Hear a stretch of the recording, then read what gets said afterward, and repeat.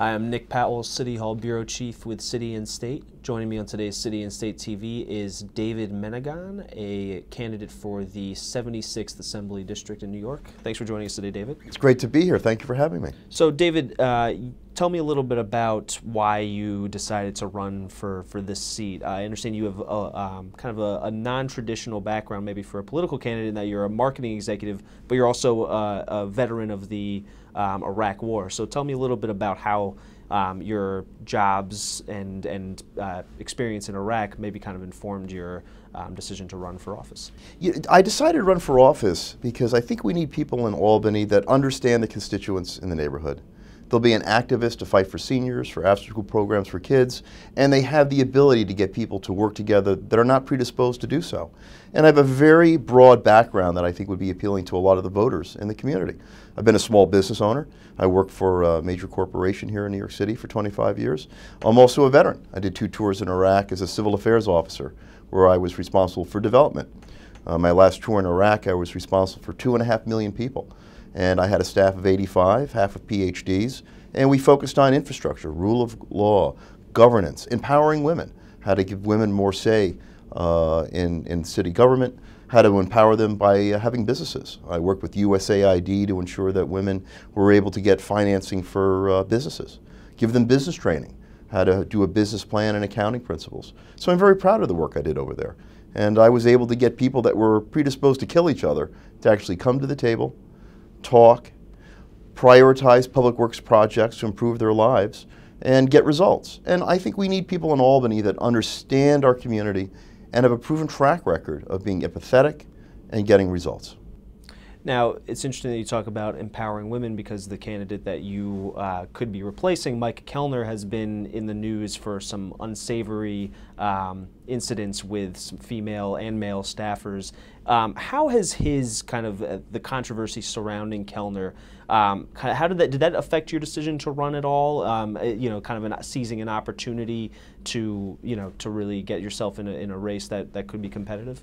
No, I started getting involved in politics 7 years ago, and I'll tell you how that happened. I run an after-school program for children in New York City for 15 years, and I committed 2 nights a week. And I've had children in this program called the Knickerbocker Grays.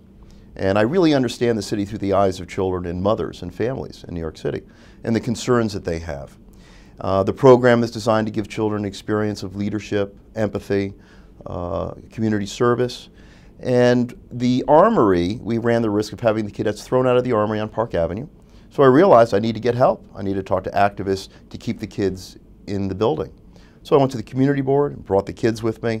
We all talked, and the kids are in the building to this day. And that's how we really started to be involved in politics in the community.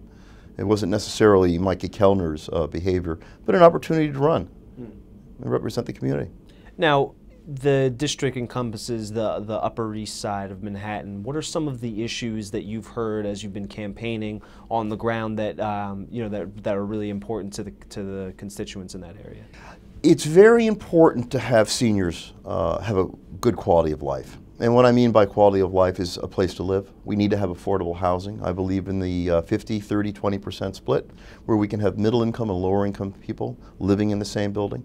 I don't think that we should have affordable housing as one unit somewhere off in the outskirts where they have a security guard as opposed to a doorman.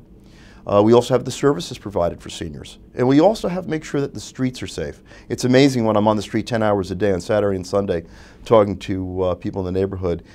The safety issues with the bike lane is almost a #1 concern for people over 65. Interesting. Can you elaborate a little bit on the bike lane issue? Why is that such a hot point for seniors? I'm a supporter of bike lanes, but they have to adhere to the rules of the road. And it's very difficult for seniors to navigate the streets.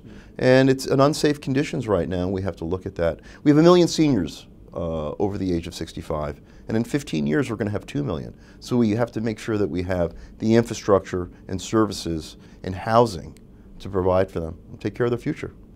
Now, you worked, talking about infrastructure, you said that it was part of your job out in Iraq was to kind of improve the infrastructure out there. What are some improvements that you think can be made, not only in the Upper East Side, but just in New York City as a whole, that you would like to focus on if you should be elected? I think, let's look at a high level. I think that we need to focus on renewable energy and the conversion of our infrastructure to renewable energy over the next 30 years. The benefits are creating jobs, being more self-sufficient, and also the healthcare benefits. People don't realize that we spend $33 billion a year in healthcare costs in the state of New York associated with hydrocarbons. So I'd like to go to Albany, and if I was sitting on any of the committees, it would certainly be on power and economic development. But that's what we really need to do at a high level. Locally, we need to make sure that we have green space. We have to make sure that we have schools for children and enough space for them. 15 years volunteering in an organization for kids and families, you really understand the issues and challenges that parents have for options for education. We need to invest more in our educational system, particularly in our public education. The remediation rate of SUNY is $8 million a year. So we have to look at why we're spending so much money to teach college students what they did not learn in high school.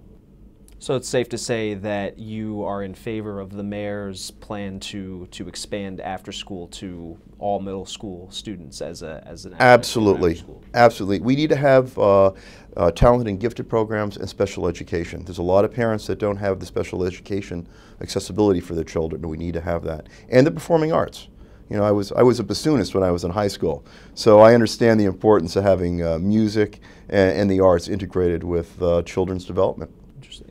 Now, staying on education for a moment, where do you stand on co-location? I know that's an issue that's been talked about a ton in New York City, but it's obviously one that parents and students care a lot about. So that's a big hot button on the Upper East Side. Mm-hmm. I believe that charter schools is a result of us not investing in our public education system, and we failed at that. I also believe that parents need to have options where they feel comfortable about where they're going to send their kids. I'm not a fan of co-location. I wouldn't stop it. I think the way to have a solution is not to shut down charter schools, but to invest more in our public education. And I think as that becomes more competitive, you'll see less charter schools. I'm a product of public education. My father came to this country in 1952 from Italy. He was a laborer. He put me to work at 14, mixing cement on the job to work hard. As a matter of fact, my parents live in the house that my father and I built. So I'm a big believer in public education, and I'm grateful for the people that I had that invested their time with me in school to make sure I got through it. Now, just to wrap up, win or lose in this race, what is the message that you want to leave with the voters in this district about you, about your candidacy, that will set the tone for either for your eventual success in the assembly or your future otherwise?